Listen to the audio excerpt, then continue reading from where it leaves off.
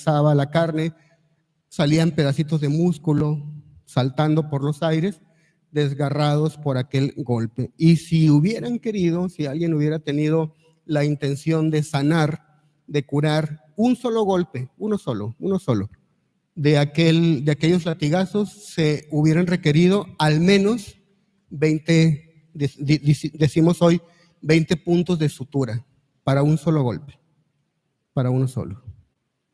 Entonces nuestro Señor recibió muchísimos golpes. De acuerdo a la ley de aquel entonces, si alguien era castigado con el azote, con los azotes, podía recibir únicamente 39 azotes, no más. Con Cristo se les pasó la mano. Como Pilato les dio la orden de que fuera castigado de una manera ejemplar, los soldados romanos, que tanto odio le tenían a los judíos porque eran rebeldes, porque cada que podían se rebelaban contra los romanos, los agredían, cada que podían hacían algún ataque, algún atentado contra algún romano. Así que de pronto tener a un judío en sus manos con la orden, la indicación de que le pusieran un castigo ejemplar, se imaginarán lo que esos soldados habrían disfrutado, desquitando su coraje en el cuerpo de aquel judío. Ellos no sabían que era Dios, ellos no sabían que era Cristo nuestro Señor inocente.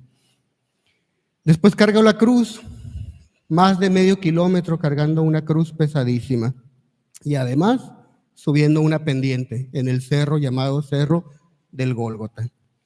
Clavado después nuestro Señor de pies y manos, y ahí estuvo nuestro Señor desde el mediodía hasta las 3 de la tarde. Y ahí es donde empiezan, estimados fieles, las primeras palabras que ya clavado en la cruz nuestro Señor dirá y que han llegado hasta nosotros con el título de las 7 palabras. Y la primera de ellas fue una palabra no de queja, no de dolor, no fue una palabra de desesperación, sino fue una palabra de grande misericordia. Padre, perdónalos porque no saben lo que hacen.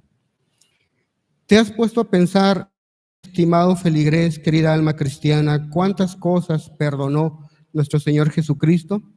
Pensemos brevemente cuántas cosas y qué cosas son las que perdonó. Perdonó la indiferencia de mucha gente. Mucha gente permaneció indiferente a nuestro Señor. Desde su entrada a Jerusalén, incluso desde antes que predicaba el Evangelio, no crean ustedes que, si bien es cierto, mucha gente creyó en Él, pero no todos. Mucha gente no quiso creer en Él. Mucha gente quiso quedarse en la comodidad de la rutina de vida que ellos llevaban y no quisieron creer en nuestro Señor. Así que tuvo que sufrir indiferencia. En algunos que sí le escucharon, tuvo nuestro Señor que sufrir el desprecio porque no creían tan fácilmente en Él. Tuvo que sufrir la calumnia. ¿Se acuerdan ustedes que le llamaban endemoniado? Que le llamaban samaritano, que lo acusaban de falso profeta. Y todo eso son calumnias, todas esas son falsedades que aguantó nuestro Señor. Los golpes, la muerte misma, la envidia, como ya hemos explicado. Todas estas cosas son las que perdonó nuestro Señor y muchas otras más. Quisiera que reflexionáramos ahora nosotros y nos comparemos. Vamos a compararnos brevemente y traigamos a nuestra conciencia al tribunal de la Santa Cruz. Al tribunal en donde Cristo es el criterio para juzgar. Nosotros, ¿cómo perdonamos? ¿Perdonamos nosotros a las personas? ¿Perdonamos nosotros al prójimo? Hoy mismo, a esta misma hora, ¿cómo está tu corazón en el tema del perdón? ¿Acaso hay alguna persona con la que estés resentido, resentida, porque te trató con indiferencia, porque te despreció, porque te calumnió? ¿Acaso alguien te metió en algún problema legal? ¿Acaso en tu trabajo te han tratado con injusticia? Quizás alguien te haya golpeado, quizás alguien haya hecho algo terrible en contra tuya o de alguno de tus seres queridos. Quizás alguien asesinó a alguna persona de tu familia. Alguien te tiene envidia. La pregunta es, ¿lo has perdonado? Y esta es la primera lección que nos da nuestro Señor, perdonar de corazón. perdónalos porque no saben lo que hacen. Cualquier cosa que nosotros digamos que hemos recibido como ofensa, comparémosla con las ofensas que tuvo que aguantar nuestro Señor y nos daremos cuenta que es una cosa infantil en comparación con lo que Cristo perdonó. Son cosas de niños, aquellas cosas por las que nosotros no queremos perdonar al prójimo, le negamos la palabra, nos enojamos o nos resentimos con alguno de nuestros prójimos. Así que esta sea, pues, estimados fieles, la primera lección, la lección del perdón. Y en este día en que contemplamos a Cristo clavado en la cruz, derramando su sangre por la salvación de nosotros, escuchemos esta primera lección y perdonemos de corazón a todos aquellos que nos hayan ofendido. Nos ponemos de rodillas.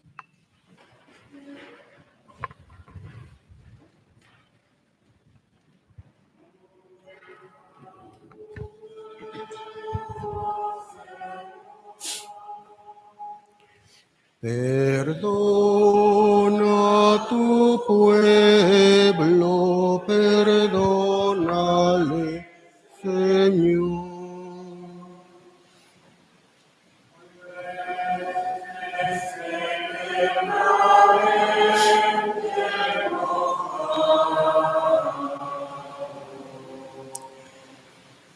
No estés eternamente enojado, perdónale, Señor. Sentados. Hoy mismo estarás conmigo en el paraíso. Segunda palabra, segunda frase que nuestro Señor pronuncia en la Santa Cruz. Fue colocado, dice el profeta Isaías, en medio de dos malhechores, uno a cada lado y Jesús en medio. Dos ladrones, dos personas famosas, conocidas por crímenes que tenían que ver con el robo.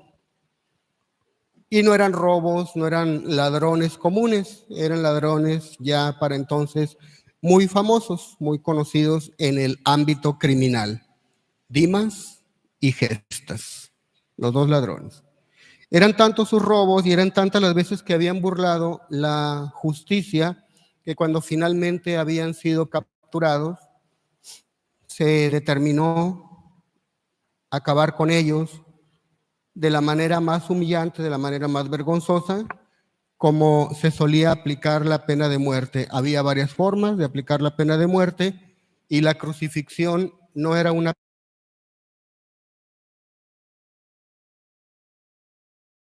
aplicada únicamente para esclavos o para criminales muy conocidos, criminales muy famosos. Y muchas veces la pena de la crucifixión no era aplicada para matar propiamente a la persona. Claro que iba a morir, no hay duda, pero más bien la intención era hacerlo sufrir lo más que se pudiera. La crucifixión no fue diseñada para matar, fue diseñada para hacer sufrir el máximo de tiempo a un criminal.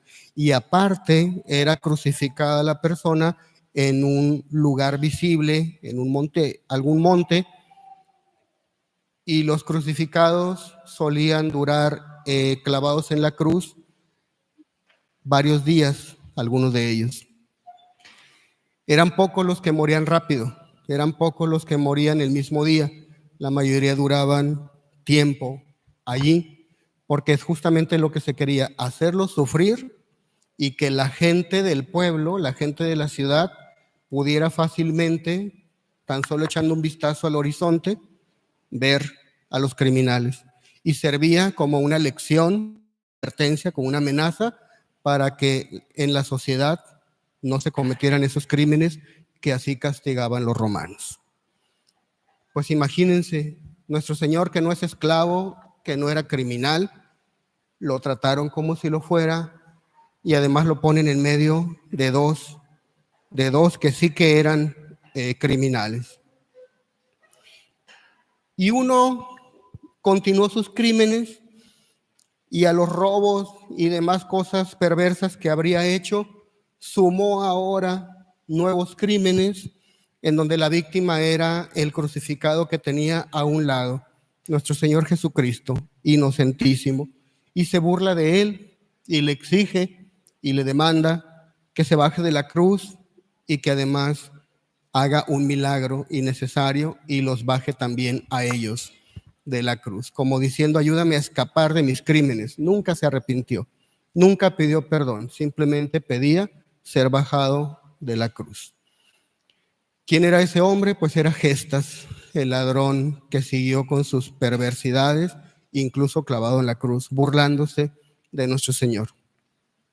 El otro, por el contrario, defiende a nuestro Señor y obra con humildad, obra con arrepentimiento y defiende a nuestro Señor diciéndole que ellos están siendo ejecutados por una causa justa y motivo, pero este hombre ningún mal ha hecho. Le cayó la boca el buen ladrón, le cayó la boca al mal ladrón. Y enseguida, a diferencia del otro, lo único que pide es misericordia. Señor, acuérdate de mí cuando estés en tu reino.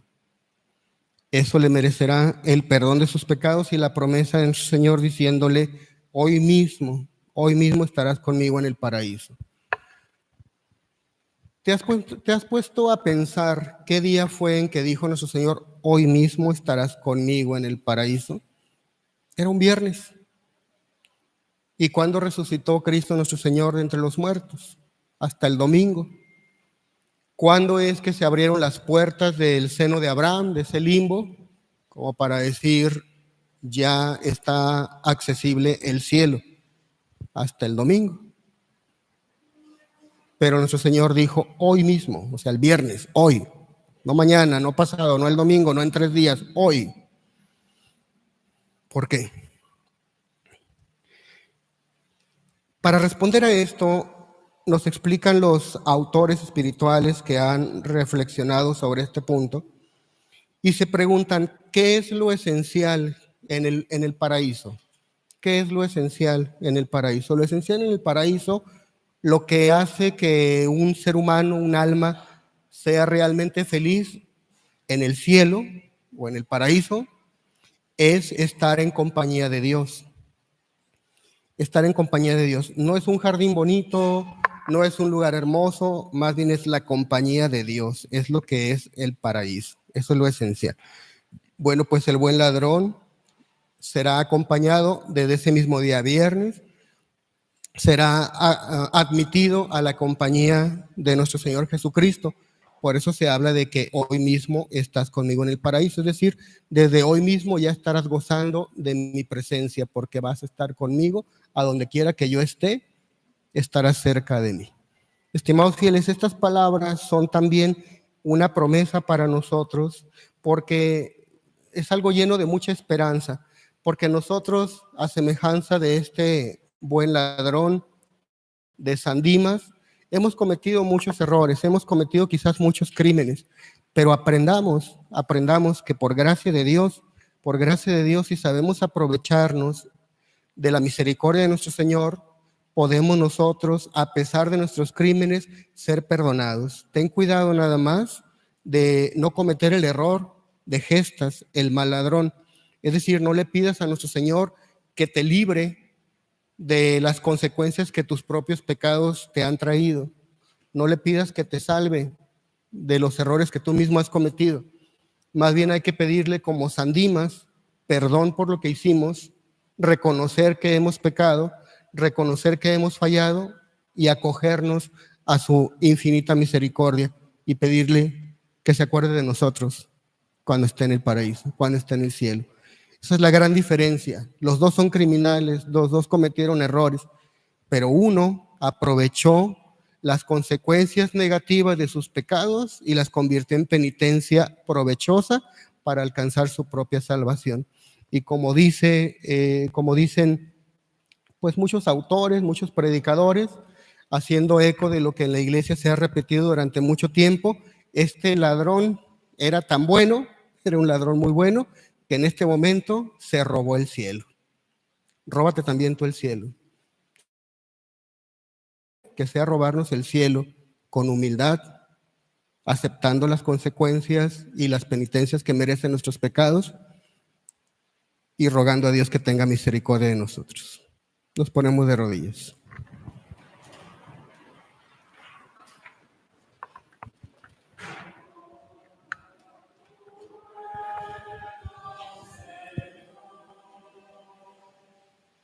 Perdona a tu pueblo, perdónale, Señor.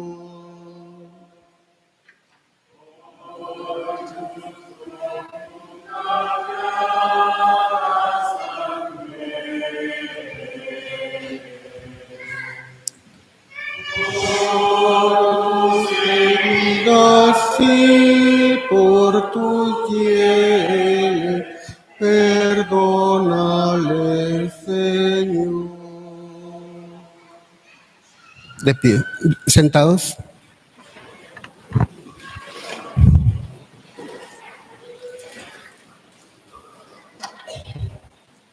Cristo nuestro Señor, clavado en la cruz, a pesar de los intensos dolores que estaba padeciendo, no es alguien que entrara en shock, no es alguien que empezara a desvariar y decir cosas incoherentes.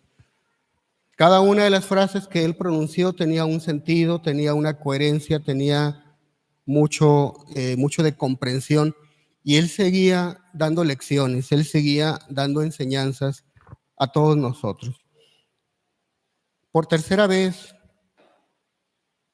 habla, levanta su voz, y con la vista medio nublada por el sudor, por la sangre, que saliendo de su cabeza por la coronación de espinas, seguramente nublaba parte de su vista, alcanza a ver al pie de la cruz a su Santísima Madre, cosa que renovó los dolores, o más bien aumentó sus dolores. Ya sufría mucho en lo físico, pero ahora se suma un dolor espiritual.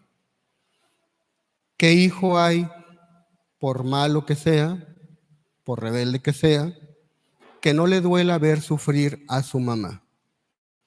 ¿Se imaginan cómo le ha de haber dolido a nuestro Señor Jesucristo, que era tan bueno, que era tan santo, que era la santidad misma, ver sufrir a su mamá? Y ahí estaba la Santísima Virgen. No estaba sola, estaba acompañada de uno de los apóstoles, el apóstol virgen, como es conocido, que es el apóstol San Juan. Y ahí es donde dice nuestro Señor aquella frase: mujer, he ahí a tu hijo. Después, dirigiéndose a Juan, le dice: he ahí a tu madre. Y el Evangelio nos dice que desde ese momento Juan recibió a la Santísima Virgen María en su casa.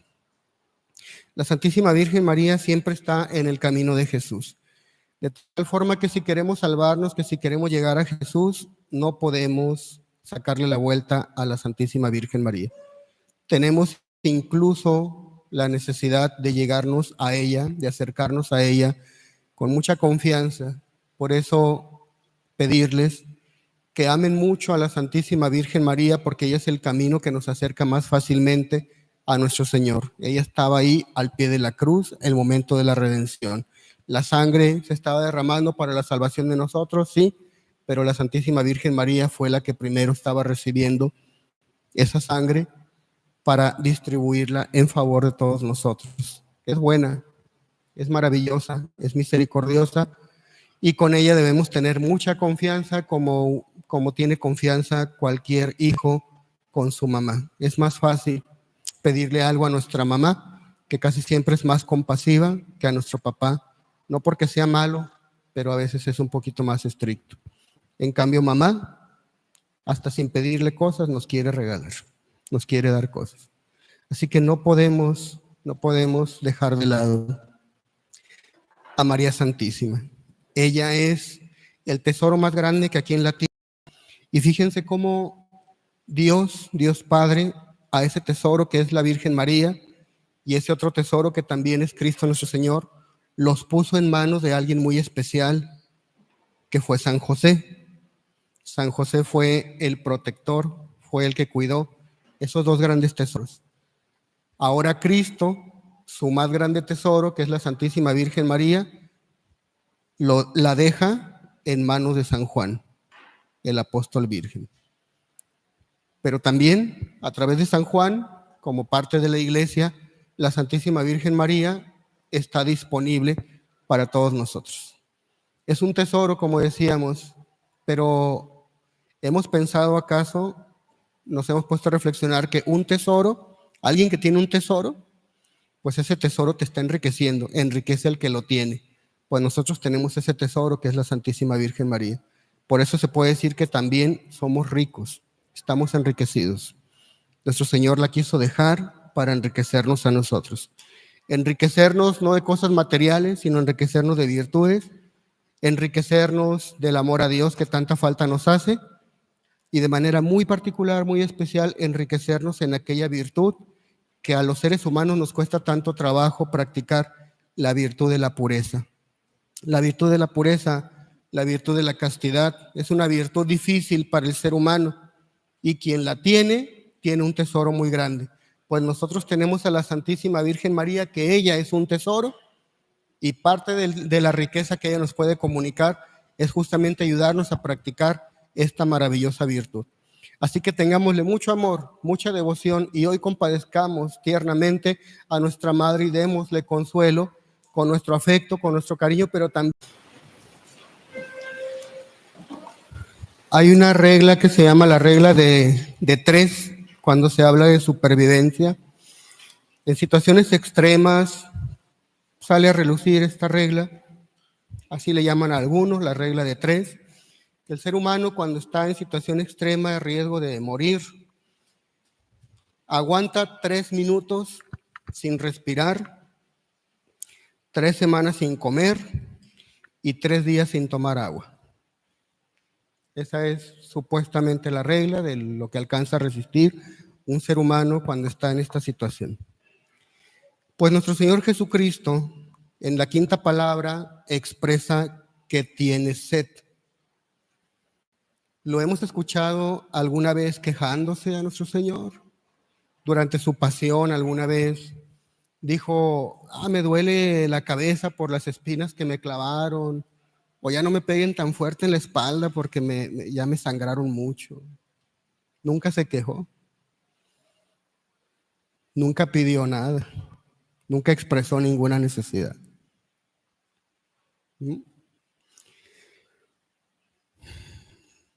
En la 10ª estación del Vía Crucis se nos recuerda cómo lo despojaron de sus vestiduras, y nosotros vemos las imágenes del crucifijo a nuestro Señor cubierto de la cintura, pero literalmente ni eso cubría su cuerpo. ¿Pudo haber pedido algo para cubrirse? No. Aguantó la humillación, aguantó la vergüenza. ¿No se les hace raro que ahora se queje, que ahora exprese una necesidad y que diga, tengo sed? Hasta este momento, ¿habrá sentido sed? Recuerde que él estaba perdiendo líquidos desde una noche anterior. En el huerto de los olivos ya sudaba sangre, aparte del sudor. Estaba perdiendo líquidos. De ahí lo encerraron, lo metieron a la cárcel. No se le solía dar agua a los encarcelados condenados a muerte. A la mañana, muy temprano, lo sacaron para llevarlo con Pilatos. Ya el sol estaba haciendo su labor de iluminar y calentar. Perdió todavía más sangre en la flagelación, en la coronación de espinas, en el camino a la cruz, todo lo que debe haber sudado, ¿no? Todavía cargando. ¿A poco no habría sentido sed en ese momento? Cuando se encontró con la Santísima Virgen María en la 4ª estación, ¿no creen ustedes? Yo creo que cualquiera que sea mamá le llevaría agua a su hijo, por lo menos. La Virgencita no le llevaría algo de agua, pero no tomó agua, no pudo, no lo dejaron. No lo dejaron. Entonces, La sed la debió haber experimentado desde mucho tiempo antes de este momento, porque hasta ahora dice tengo sed. Bueno, ya había sufrido mucho nuestro Señor, un gran dolor, el que había experimentado. En esta expresión de necesidad de decir tengo sed, debemos aprender a ver no una sed corporal, porque de las necesidades corporales nuestro Señor no se quejó, pero de las cosas espirituales, de eso sí era recurrente, que hiciera alguna reprensión, que hiciera algún señalamiento por el bien de las almas.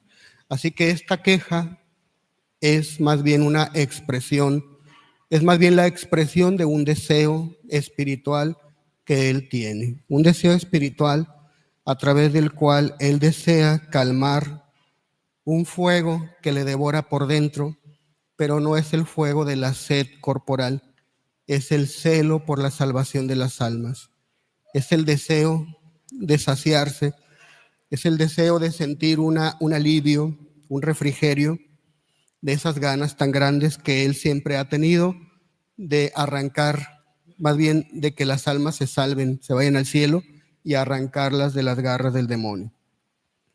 Pensémoslo, le costamos mucho a nuestro Señor. Aún la persona que se sienta el peor del mundo, y mira que nos pasa mucho cuando somos adolescentes, nadie me entiende, nadie me comprende. El adolescente, ¿cuántas veces ha repetido eso? Nadie me quiere. Pues quiero que sepas, si aún adulto o adolescente sientes que nadie te quiere, claro que tienes a alguien que te quiere, mucha gente, pero el primero y el principal que no debemos olvidar que nos quiere es nuestro Señor, y en esta frase está expresando todo ese deseo que tiene de salvarnos. Le costamos mucho, mucho dolor, mucha sangre, mucho sufrimiento. ¿Usted cree que si Dios Padre entregó a su Hijo muy amado y permitió que sufriera todo esto, usted cree que Dios quiere cerrarle a usted las puertas del cielo por los pecados que ha cometido? Padre, pero es que no sabe los que yo he hecho. Por todos los pecados murió nuestro Señor, por todos. No importa cuáles sean, no importa la gravedad, no importa el número. Ya lo vimos hace un momento, hasta un ladrón cuyos crímenes terribles merecieron que fuera crucificado, lo perdonó en un instante y ese mismo día lo tuvo con él a su lado. ¿Qué pecado hay que puedas haber cometido tú que Dios no te quiera perdonar? Que Dios no te pueda perdonar. ¿Sientes que no te quiere? Estás equivocado. Y si lo dudas, aquí te lo está repitiendo. Tengo sed, pero no quiero agua, quiero almas. Quiero tu alma, te quiero a ti. Te quiero salvar. Te quiero salvar. No seas rebelde, no te sigas alejando. No podemos hacer más por nuestro Señor, al menos regalémosle este pequeño regalito, este pequeño don, este pequeño alivio. Señor, yo no soy gran cosa. Señor, yo soy pecador, estoy lleno de miserias. Pero si tú tienes sed de almas, mi alma, aunque pequeñita, aunque miserable, quizás sea como una pequeña gotita de agua nada más y no más que eso. Pero aunque sea eso, te quiero regalar. Es lo que tengo, no tengo más. Aquí está para ti. Dale esa agua a nuestro Señor. Ayúdale a calmar su sed. Entrega tu alma al Señor. De rodillas.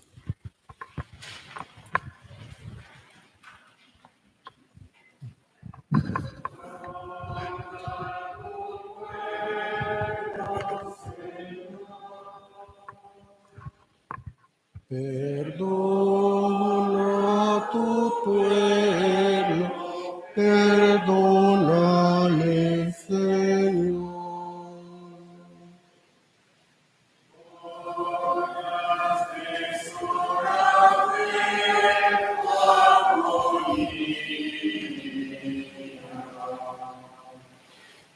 En que por madre diste a María, perdónale, Señor. Sentados.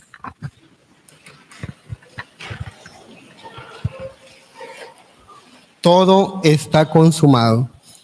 Por sexta ocasión levanta la voz nuestro Señor para anunciar justamente esto: todo está consumado. Ya cumplí con lo que me tocaba, yo ya hice lo mío, te toca a ti.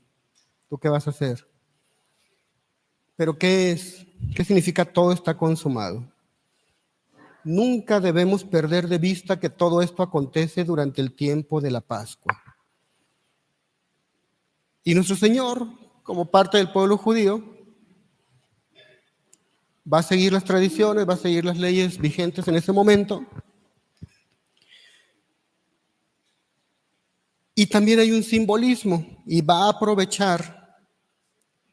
Yo creo que no deberíamos decir aprovechar, más bien deberíamos decir que sí lo planeó desde siempre, porque es Dios. La Pascua, los panes sin levadura, el cordero, el tipo de cena pascual. Todo esto no crean que es capricho de Dios. No son cosas así al azar, como a la suerte, como a la ocurrencia. No. Desde la huida de Egipto, desde cuando salieron los judíos de la esclavitud de Egipto, desde ahí comenzó nuestro Señor, e incluso desde antes había otros detalles más, pero no viene el caso hoy mencionarlos, pero les fue dando prescripciones de cómo hacer una serie de cosas, cómo celebrar la Pascua, cómo van a conmemorar que salieron de Egipto, cómo van a conmemorar que el ángel exterminador pasó por alto las casas que estaban marcadas con la sangre de un cordero. Pascua significa pasar de largo. Para conmemorar eso, que el ángel exterminador en Egipto pasó de largo y no hubo muerte de primogénitos en las casas que estaban marcadas con la sangre de un cordero. Y les manda que se vayan. Y al momento de partir, les dice que lleven pan, pero que sea pan sin levadura. Pan sin levadura porque los que han preparado pan saben que ese es un proceso tardado, porque le incorporas la levadura a la masa y tienes que dejarla que repose. Es largo el tiempo.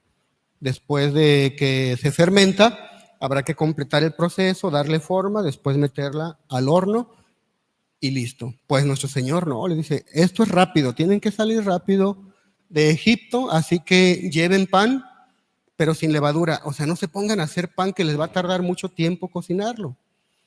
Pero no era nada más por la cuestión práctica, sino que ya está dejando como símbolos de los sacramentos que él después va a dejar disponibles para su iglesia. Y en esos panes sin levadura está simbolizando la Sagrada Eucaristía, la presencia real de Cristo en las hostias consagradas. Y como eso va él haciendo en el pueblo judío una serie de prescripciones que figuran o ya desde entonces van dando como simbolismos de lo que él va a hacer. Entonces, el cordero de la Pascua que fue sacrificado y con la sangre se salvaron los primogénitos de los judíos que vivían esclavos en Egipto, es el simbolismo de Cristo mismo. Cristo es el cordero. Ya en la Pascua, en la celebración de la Pascua, lo hemos dicho, el cordero tenía que ser joven, tenía que ser sin mancha. Cristo nuestro Señor era joven, 30 años, 33 para este entonces. Sin mancha, no tenía ningún pecado, al grado que él pudo decir algo que ninguno de nosotros puede repetir. Estaríamos locos si lo dijéramos cuando dijo, ¿quién de ustedes me convencerá de pecado? ¿Quién de ustedes puede decir de mí algún pecado que me hayan visto? Solo Cristo puede decir esto. Así que no tenía ningún pecado. Pero hay otros detalles.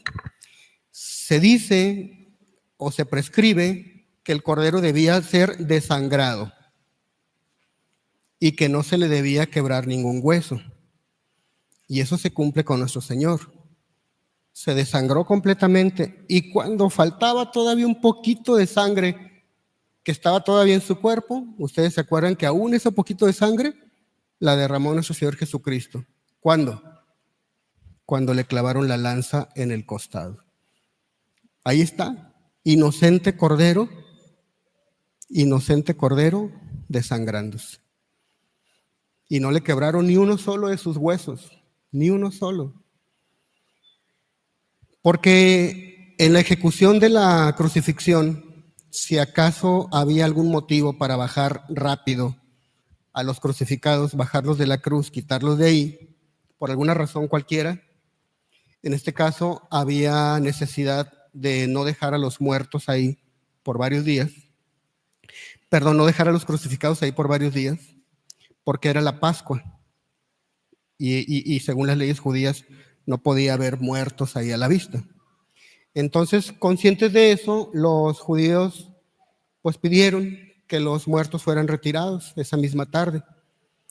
Y entonces los romanos, la forma de acabar rápido con la vida de las personas era quebrarle los huesos de las piernas. Con un mazo pesado le golpeaban las espinillas a la persona crucificada. El hueso quebrado ya no le podía apoyar más, así que el peso de su cuerpo, haciendo presión con el madero de la cruz, terminaba por asfixiar. Ya no podían respirar más y en un poquito de tiempo ya morían y podían ser bajados de la cruz.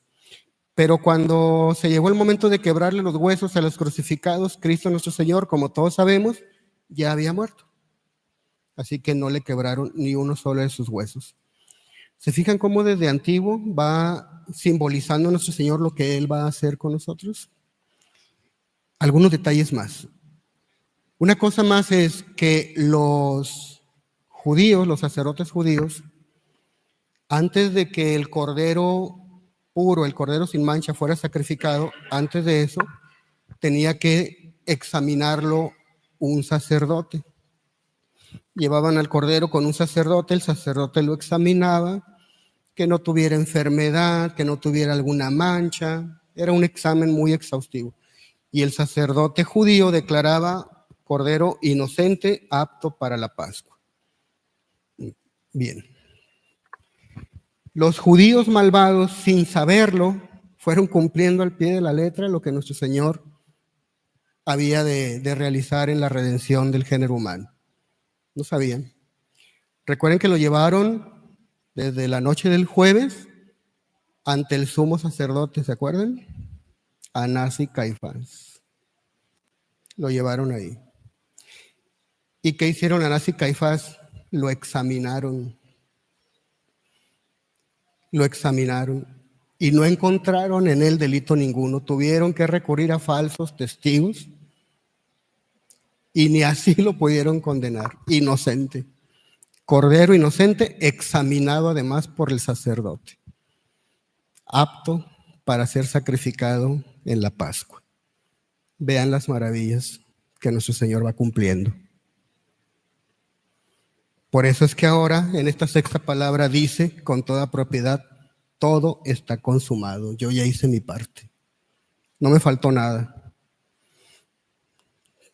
Cordero inocente, desangrado, no le quebraron ningún hueso, examinado por sacerdotes que no encontraron ninguna mancha. ¿Qué le faltó? Nada. Él ya hizo su parte. Ahora, estimados fieles, hagamos nosotros la nuestra. Todo está consumado. Lo que de parte del cielo hacia la tierra era necesario hacer para que pudiéramos alcanzar la salvación, ya fue hecho. Ten confianza, ten confianza. Como dijimos hace un momento, amamos mucho a nuestro Señor. Ahora no seamos ovejas rebeldes que andamos por ahí alejándonos de nuestro Señor, haciéndolo que todavía batalle más porque nos tiene que estar correteando. Déjate guiar. El Señor sabe que eres débil, que tienes miserias, todo eso lo sabe, pero te quiere fortalecer, te quiere ayudar y te quiere salvar. Todo está consumado. Él ya hizo lo necesario. Ahora nos toca a nosotros hacer nuestra parte. De rodillas.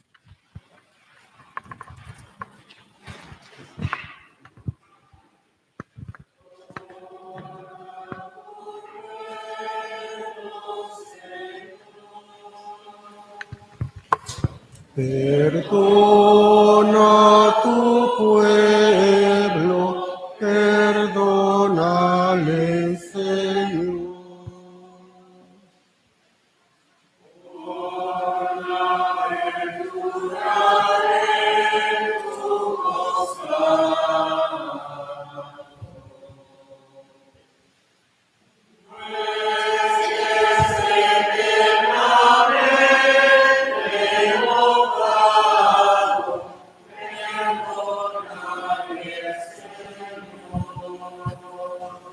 Sentados.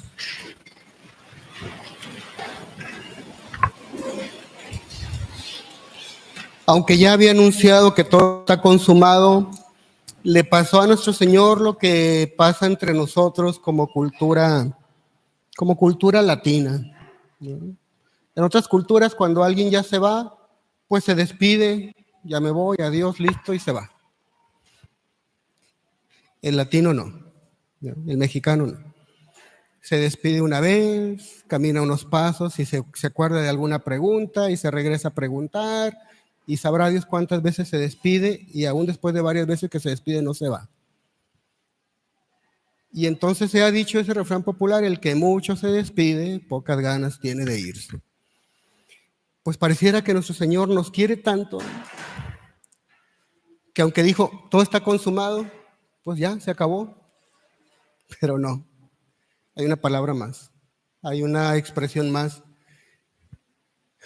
como de alguien que ama tanto a los suyos, como que alguien que ama tanto a los que está a punto de dejar, que todavía les quiere dar algún mensaje más. Y viene el último mensaje, que esto lo pudo haber hecho en silencio nuestro Señor con su mente, pero no, quiso gritarlo. Y la Sagrada Escritura pues así lo dice, ¿verdad? Que agarrando fuerzas, las últimas fuerzas, las últimas bocanadas de aire que alcanzaba a tomar, y entonces dijo, Padre, en tus manos encomiendo mi espíritu. Y expiró, y entregó su alma. Médicamente hablando, dice o se dice que la causa de muerte fue la asfixia. Bueno, médicamente hablando puede que así sea.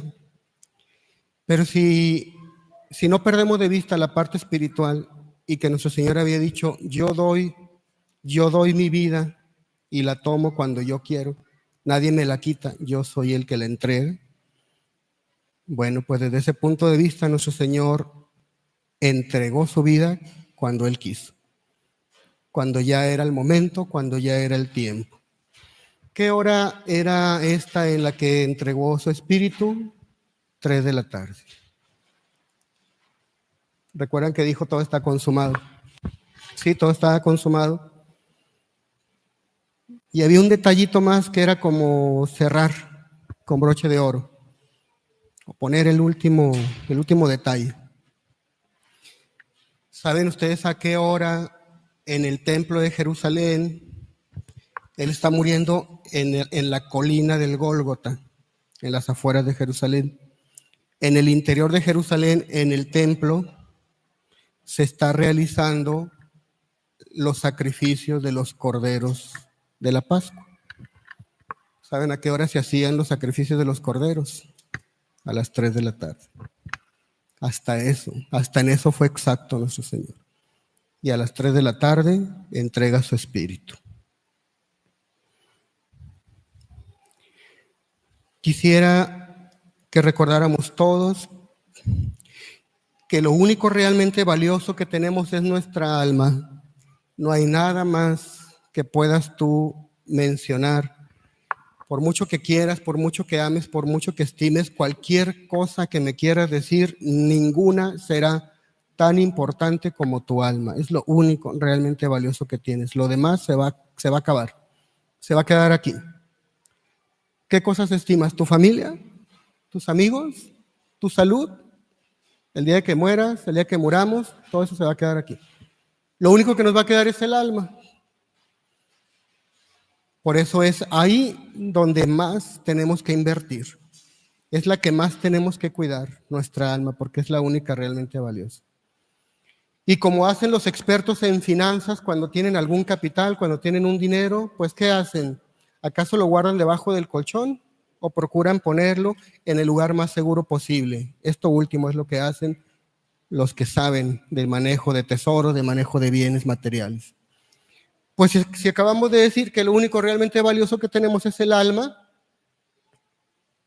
hagamos con el alma lo que los ricos hacen con sus tesoros materiales y pongamos nuestra alma en el lugar más seguro que puede haber.